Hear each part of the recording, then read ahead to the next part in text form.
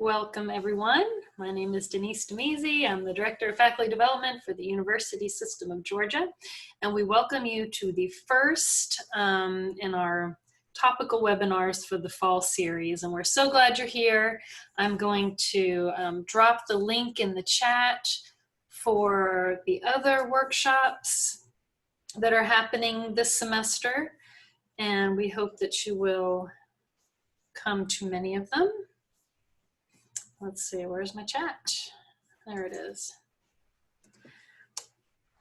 You can find descriptions and links to register there on that website.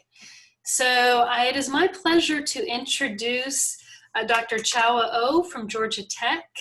She's been presenting on this topic for throughout the summer to Georgia Tech faculty, and has agreed to do this here for us. So I'm going to just go ahead and turn it over to you.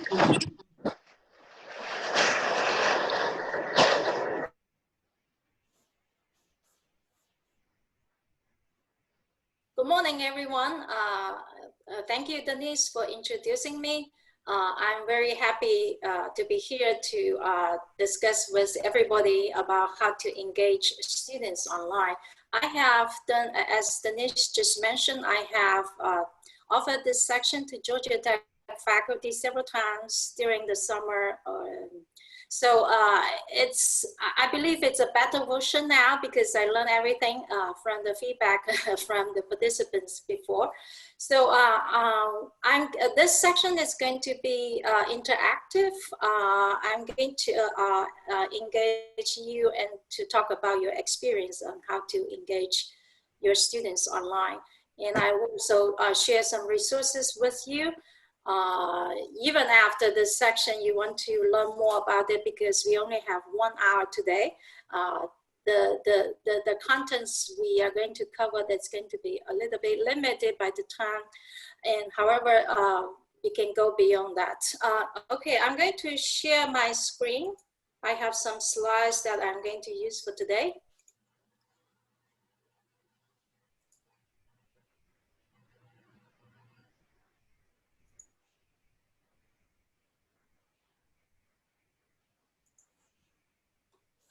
I believe everybody can see my slides. Looks good. Yes, okay. Again, I'm Chaohua. I work in the Center for Teaching and Learning at Georgia Tech. I'm the Assistant Director of Learning and Technology Initiatives. I have been with Georgia Tech for a long time. Today's agenda, so we are going to focus on technologies and strategies on facilitating engaging students online. We will talk about the 3 elements of students' engagement: communication, connection, and interaction.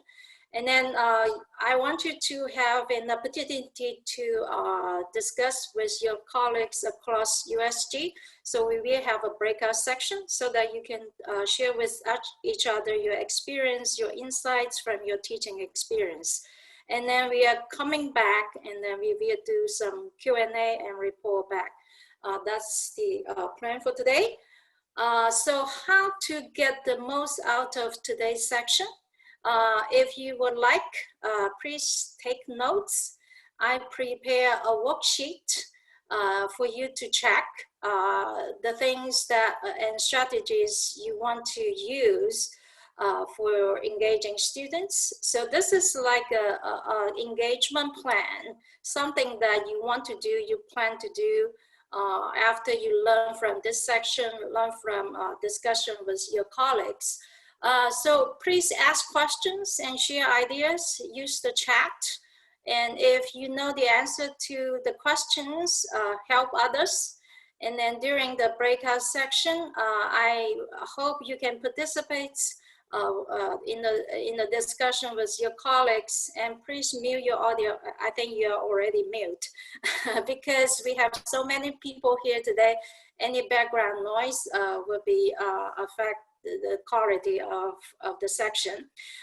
if if there is anything not working well, be a little bit patient. I think we already learned from our experience, technologies do not always work as we plan, but we will try to fix it if it can be fixed.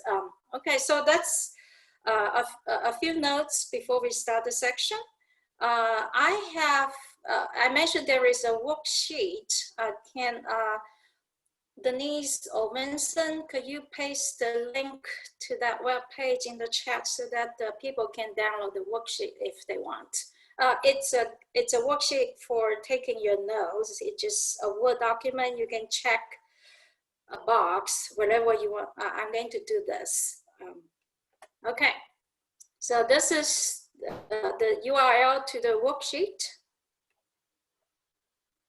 It's a Word document. You can use it during the section to take notes. So before we talk about how we are going to engage students online, I have a question for you. What is one thing that you are most interested in learning about engaging students? So I use the speech bubble icon here. That means I want you to type, share your ideas in the chat area.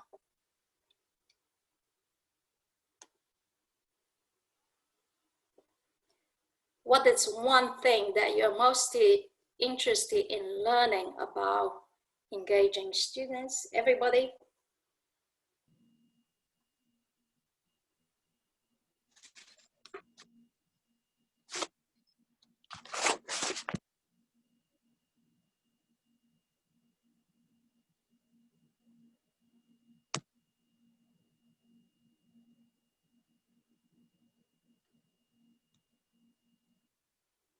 I'm seeing that a lot of answers, ideas, how to keep engaging them all the time, the entire class, the entire semester, build relationships, communicating, create a learning community among students. Okay, very critical thinking, many good ideas and questions we can talk about regarding engaging students online. So, okay, so a lot of ideas to think about. So, however, because we only have 1 hour today, so we are going to focus on this 3 elements today. However, if people are interested, we can offer more sections in the future. So communication, there are 3 strategies I will recommend. First one is make your communication transparent so that students will not be confused, have too many questions and do not know where to find the answer. Keep your communication consistent. Do not change every week and then students will get lost.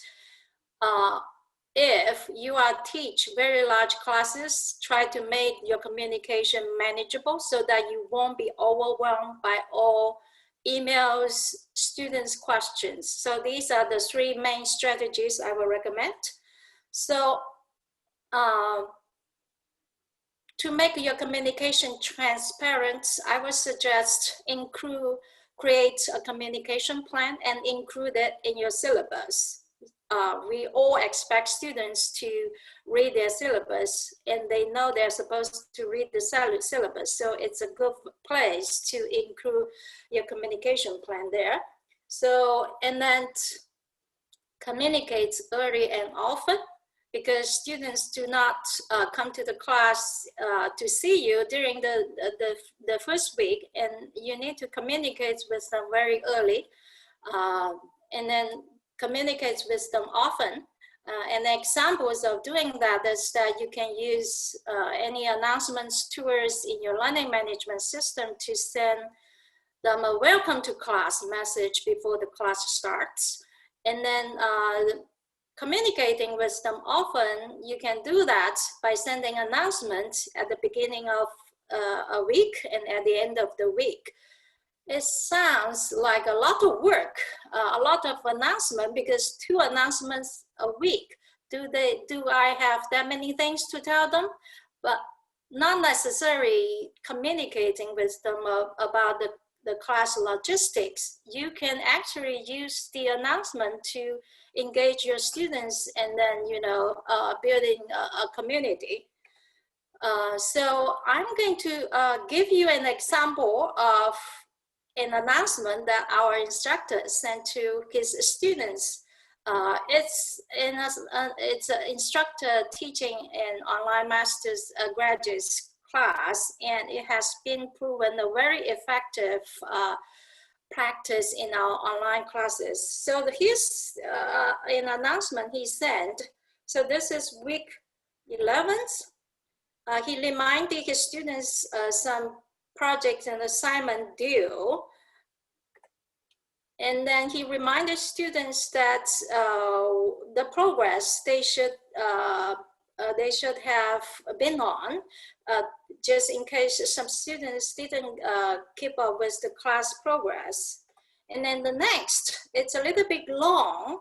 He actually highlights some excellent discussion posts from students.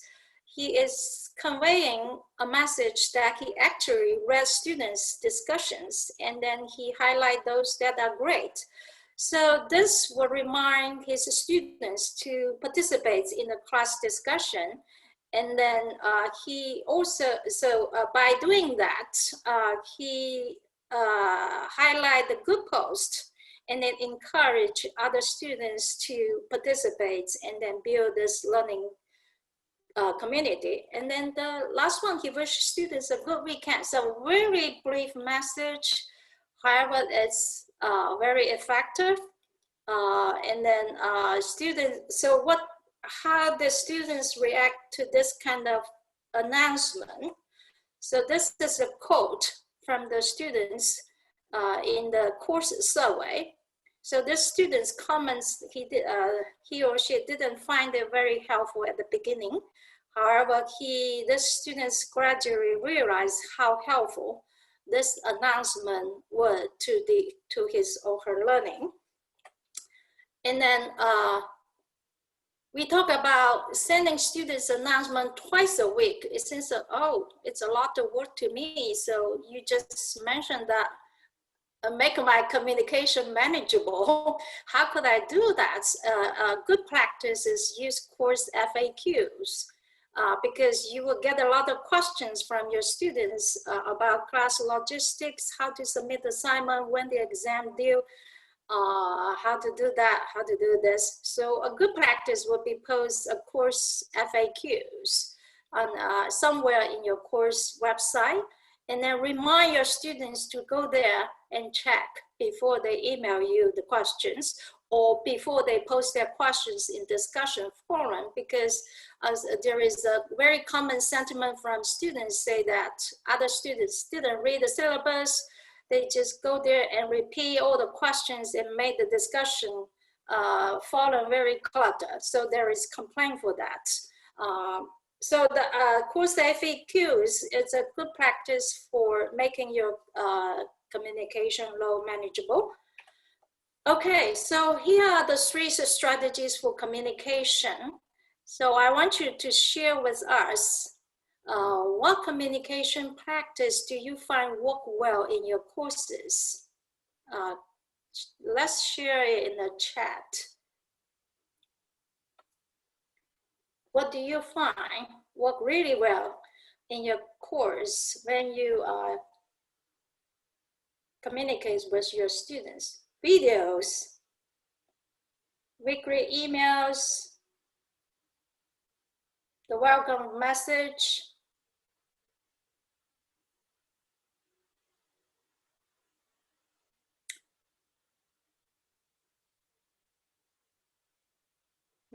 Yes, many people mention video. message. That's a really good practice because you don't see your students in class. Video, it's a good way to add to make it personal with your communication. Yes, a lot of ideas here. Okay, so that's communication. It really depends on how large your class, how you teach your class, but these are the main strategies you can use to communicate with your students. Connecting with your students. Communication is a way to connect with students, but there are other things that we can do to connect with students. So first of all, in addition to welcoming your students to your class, you can, of course, you introduce yourself. When you introduce yourself, include a photo of you if you do not use video. However, we just noticed that many people use video. So use a video to introduce yourself, share something very interesting about you, and then tell your students to do the same in the introduction. It may be a little bit overwhelming if you teach 100 students and you would have to read 100 introduction. So however, when you have time, just read some if you cannot read all, and ask students to reply to their classmates' introduction. They may find something, some people have the same interests from the same area, things like that. And then learn about students' needs. So what do they need? So because they are online, they're not in a classroom anymore. So what kind of technologies do they have access to? Which time zone are they located in? So these are the information you may want to know about your students. So at Georgia Tech, we offer 2 surveys templates for our instructor. They can import this 2 template directly into their course at the beginning of the semester, in the middle of the semester. So this 2 short surveys will help instructors to learn about students' needs. As you can see, they are very popular. They have been downloaded. Actually, the early course feedback have been downloaded more than 900 times, and the start of semester survey more than 400 times. So I also, I believe you already have your own surveys as well. However, I provided these 2 surveys in the formats that you may be able to import into your learning management system. We use Canvas. If you use D2L, that works as well. So you can make any changes as needed before you make it available to your students, because there are some additional questions you want to ask. There are some questions you don't want to include in the survey. You can make any changes you want. I hope these resources could be helpful to you. And then prepare students for learning. So some of your students may not have any online learning experience. Some of your students are new, freshmen. They are new to the campus, to the university. So how to prepare them for learning? Again, we prepare a learning module on tips, on resources for students. So this learning module is used in all Georgia Tech freshman seminar course and transfer student seminar courses. So as you can see, it has been downloaded almost 150 times.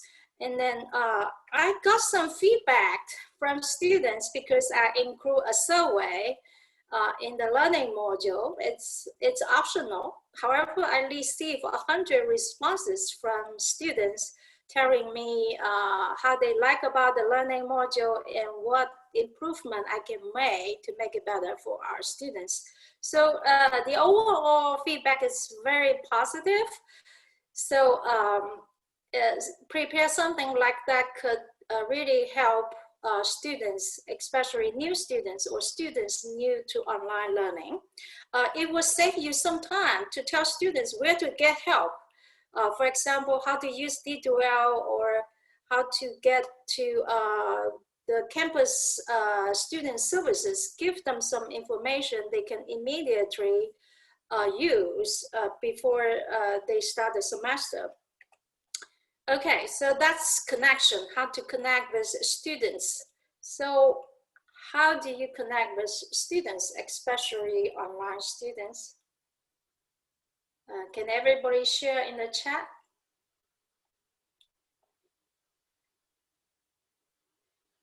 How do you connect with your students? Icebreakers, good.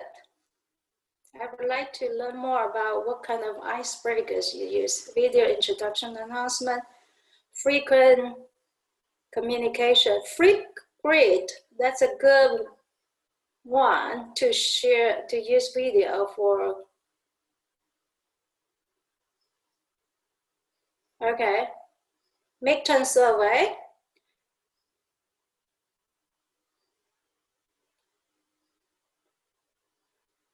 Okay, Scott says call students first week. Wow, in a couple of times of semester, that's a very good one. Office hours. Okay. Okay. Weekly emails. A lot of good practices here. Teams meetings, phone calls. I didn't mention any of this because but that's a very good one. Okay, good. So that's how to connect with your students. And now let's come to interactions. So there are 3 types of interaction: learner content interaction, and learner and interaction between learners, and interaction between learner and instructor. So here there are many strategies for create these 3 types of interaction. I have 6 strategies for you to consider for creating engaging learning experiences. So they all involve use some kind of technologies and strategies. So the main purpose of this strategy is to encourage and support active and collaborative learning. For example, many of us create video lectures. So we create for asynchronous learning. So one of the good practices is to embed questions within the videos, because watching videos could be a very passive learning experience. Simply, it's different than watching a movie. If you give students an hour of lecture videos, I don't know how many people would finish watching it. So embed some questions within the videos. During your live classes, use some question polling. So there are several technologies you can use.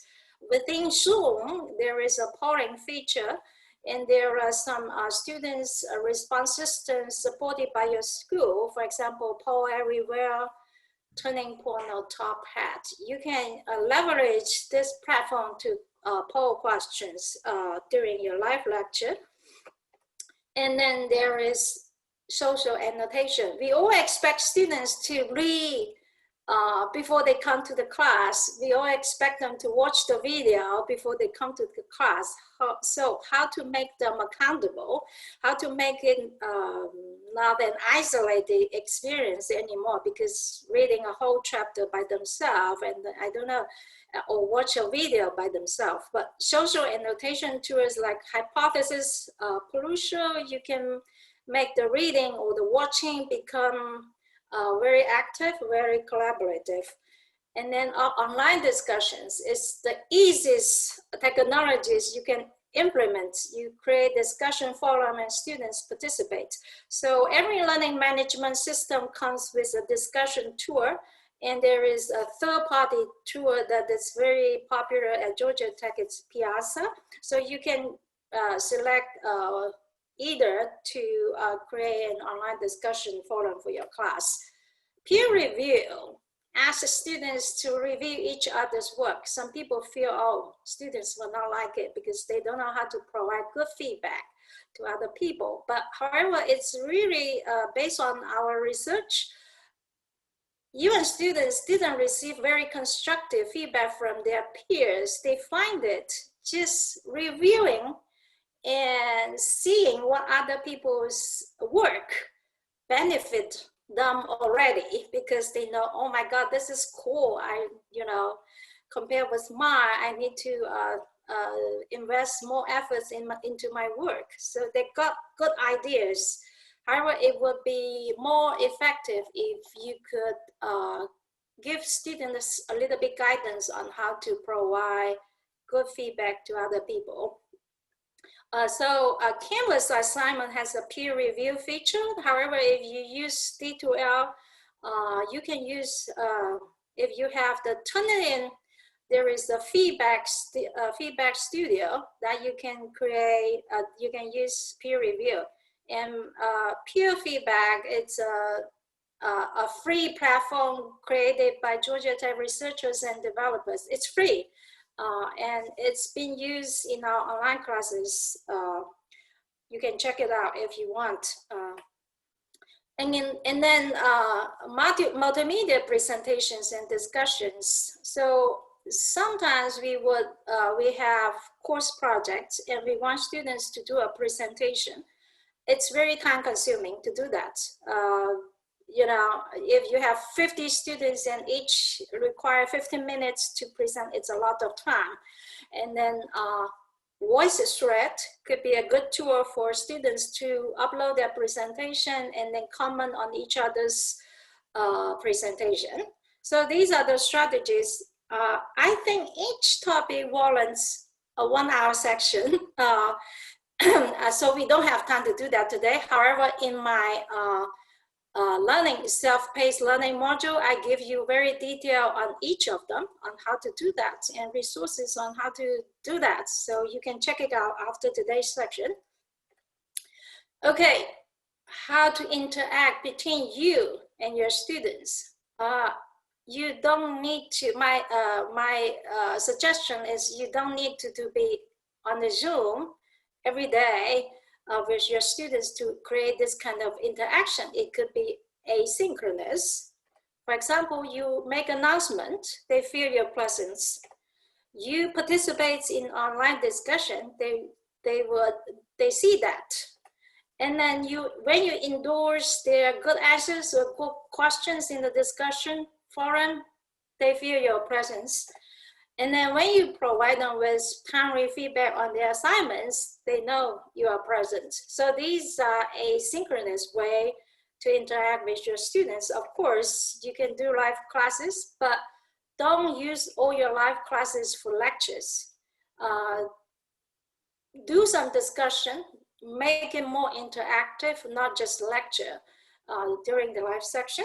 Of course, some of you already mentioned virtual office hours. That's an informal way than the live classes. It takes pressure off you, and because it's informal, it's more interactive. And if you have TAs,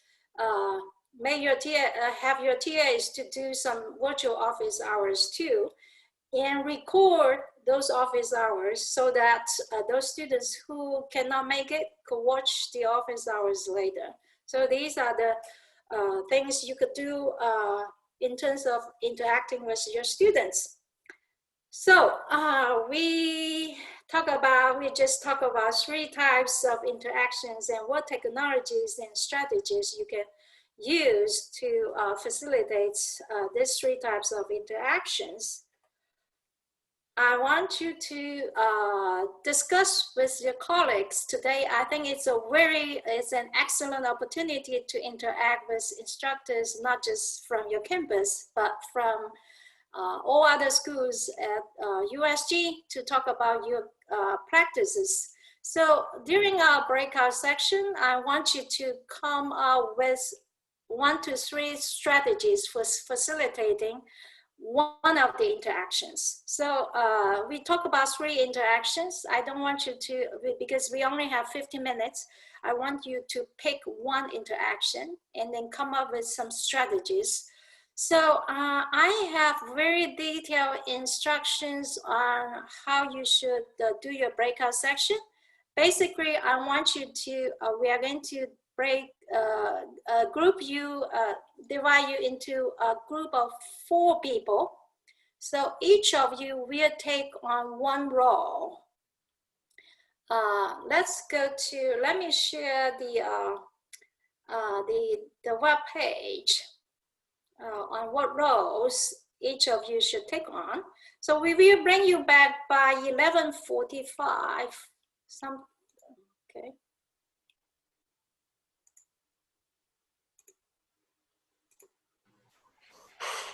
Okay, so this is the instruction for the breakout section. I have 4 roles for you as a group. One of them is the leader, facilitator, and the other is recorder, take notes on your discussion, timekeeper. So make sure that you will come back at around 11:45. Reporter, someone is going to we cannot have everybody report back, but be prepared to share with your ideas. And however, I said it's not, we are not able to have everybody report back. However, I have a palette page where your group can share your ideas with the entire cohort here. So the reporter, please post your ideas on the palette. There is a link to the palette. So everybody ready for your breakout section? You can always come back to this web page if you are not very clear about the instructions from the breakout section. Okay, Denise, will you please send people to the breakout rooms? I will. Okay, so in the chat, once again, there is the link to the page with the instructions. So if you need to do that, go ahead and go there. And I'm going to send you all into your breakout rooms now.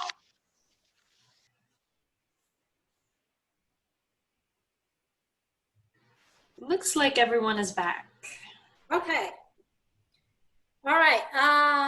Welcome back. I hope you have a great discussion with your colleagues. I noticed some of you already posted on the palette, and there are some great ideas there. I'm learning from your post today. There are some things that it would never occur to me or I never use. So that's a great opportunity to learn, for me to learn as well today. So the palette, let's take a look at the palettes.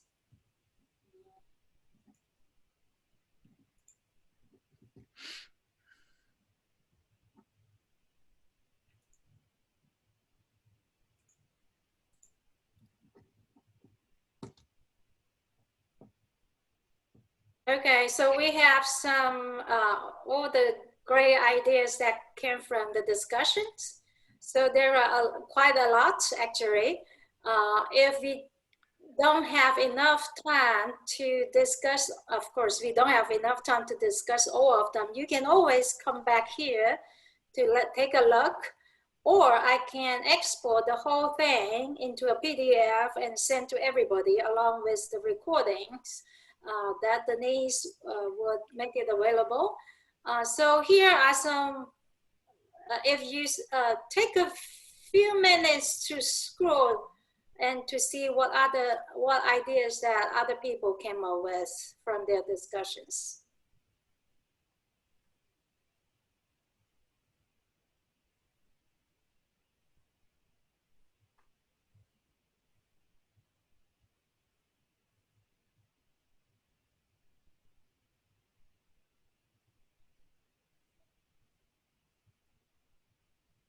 From the learner content interaction, there is a idea here. It's called group quizzes. And even gamification strategies. And for the learner and learner interaction here, let's take a look. There is, I didn't mention in my presentation, I didn't mention anything about using group project or group assignment. However, here we have some strategy here involving students working as a group.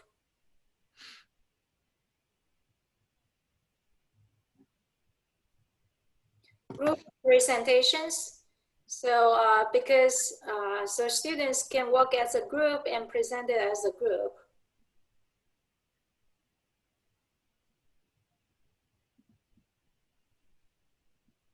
And then there is strategies for students to interact with each other during the Zoom meetings. So a lot of ideas here. And then the learner instructor interaction, someone mentioned using the D2L automatic reminder. That's a good one.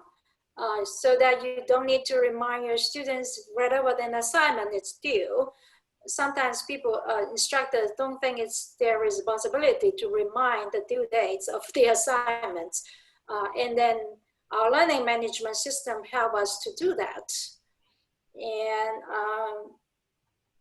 okay, so as I said, come back here after today's section to get some ideas. And right now we have 10 minutes left.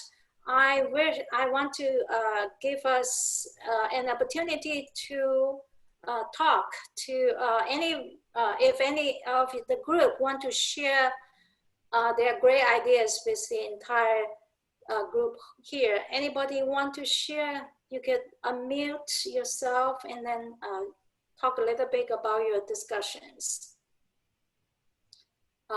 Remember, we have a reporter in each group. So the reporter can share your idea with us now.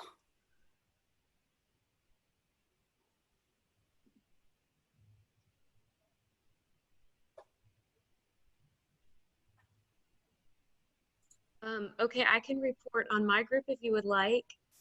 Sure, go ahead. Okay, so our group was talking about the learner and instructor interaction.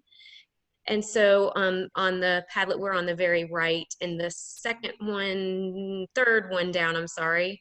So we were just saying that I didn't realize actually, Monica mentioned that we could ask students to, or we could remind students of assignments automatically through D2L. That's what you had just mentioned.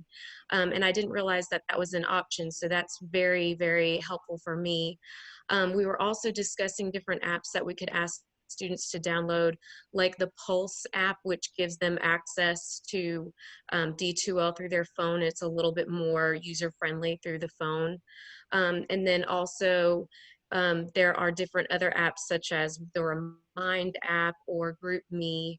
And then another thing that we were discussing was using Kahoot challenges where they are assigned and the student has a certain amount of time to compete against one another, of course, you know, in the anonymity of their own home, so that it's taking a little bit of the, I don't know, the stress off of them. And then it gives us a report as to which things they might need to review as a class as a whole. So that was helpful for us.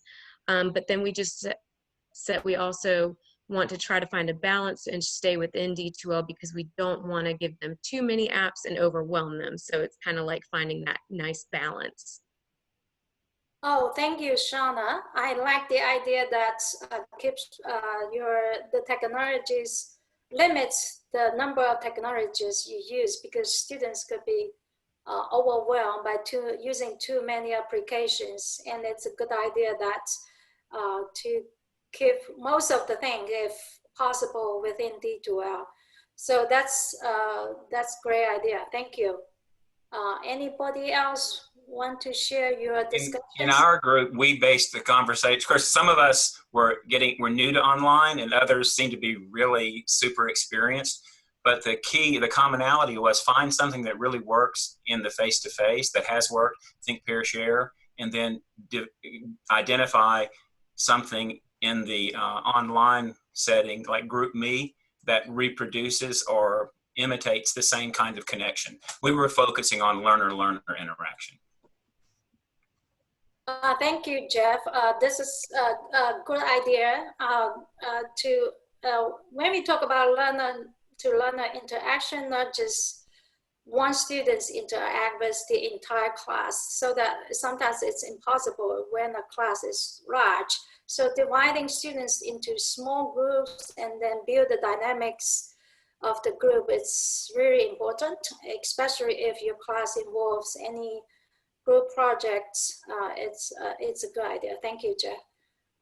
So we still have a few more minutes. One more group to share with us.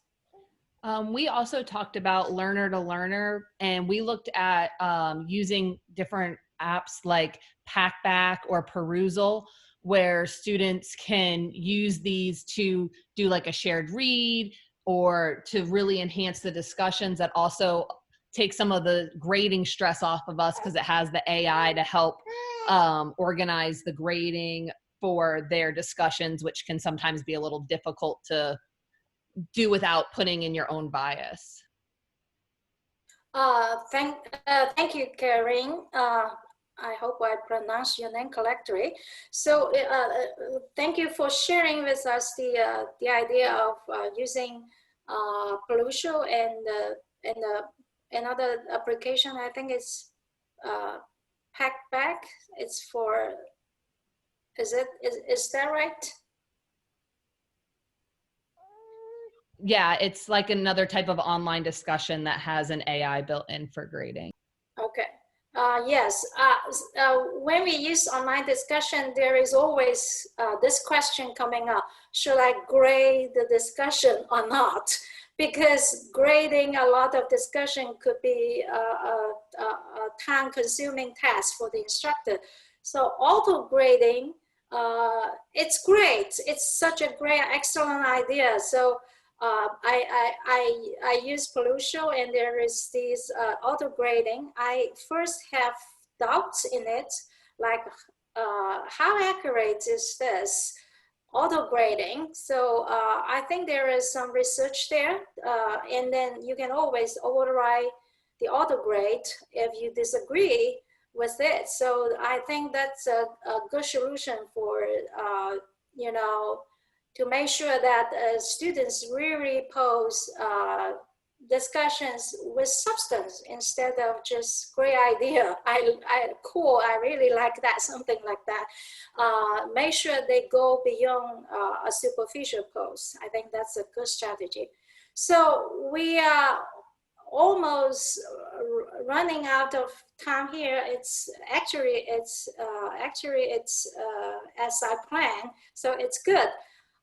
So does anybody have any questions? Please post on the chat. As I mentioned, I prepare a synchronous learning module for you to give you more details about how to use the technologies and strategies we covered today. And there are some resources. I make it downloadable for you. So some surveys, even a video we created, and then several infographics we created. You can use edit directory to your course for your students, so that it will save you some time to create something from scratch. So that you please go there to visit the online learning module, and then make sure to go back to the palette page as well, because there are a lot of good ideas there. I will go back and check, and I will save it as a PDF and send to Denise, and then so that Denise can share share it with all of you.